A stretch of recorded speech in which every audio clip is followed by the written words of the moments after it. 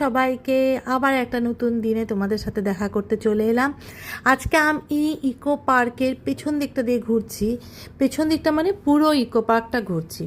ওটা প্রায় 6 কিলোমিটার হয়।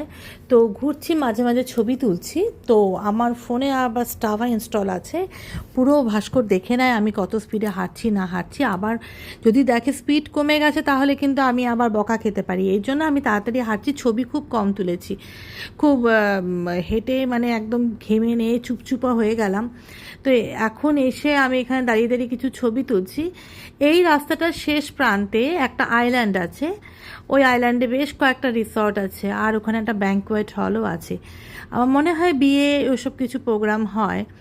তো বেশ সুন্দর, একদম মানে পরিষ্কার পরিচ্ছন্ন, দুপাশে জল আর মাঝখানে রাস্তা, মানে খুবই সুন্দর লাগে। একটা পাতা পর্যন্ত পড়ে নেই, এত ওয়েল মেনটেন।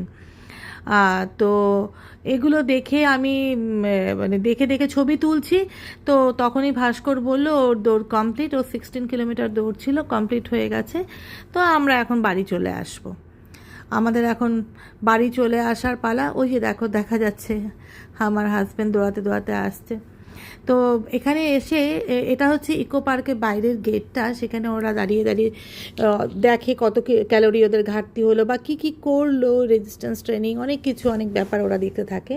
তো আমি আমার মতন চলতে থাকি। আমার এখানে গাছে, ফুল গাছে প্রচুর ফুল ফুটে আছে এই রাস্তার দুপাশে, ওগুলোর ছবিই তুলছি।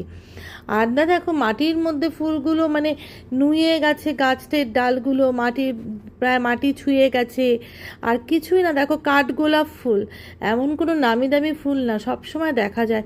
কিন্তু আমার না ভীষণ ভালো লাগে। এই একটা মানে জংলি জংলি গন্ধ আছে না। তো মেয়েকে নিয়ে ছুটলাম আবার নাচের স্কুলে। এই নাচের ম্যামের পাড়াতেই এই মানে আম গাছগুলোতে মঞ্জুরিতে ভরেই আছে। খুব গরম পড়েছে বলে ভাস্কর বলল আজকে আর তুমি একদম রান্নাঘরে যাবে না, অনেক সকাল থেকে উঠেছো। তো আমি স্নান করতে গিয়েছি, তো তখন ভাত বসিয়ে দিল। বললো আজকে আমরা জল দিয়ে ভাত খাবো, আমাকে শুধু মাছ ভাজা করে দিও আর মুসুর ডালের বড়া। তো আমরা কিন্তু কেউ আবার মাছ ভাজা খাইনি, শুধু আমার বাড়িতে ভাস্কর খেয়েছে। আমরা মুসুর ডালের বড়া, শুকনো লঙ্কা, পেঁয়াজ, কাঁচা লঙ্কা, সরষার তেল, আমার মা একটু ডাল সেদ্ধ নিয়েছে করে, আমরা এই দিয়েই খেয়েছি। আমি একটু লেবু নিয়ে নিয়েছিলাম।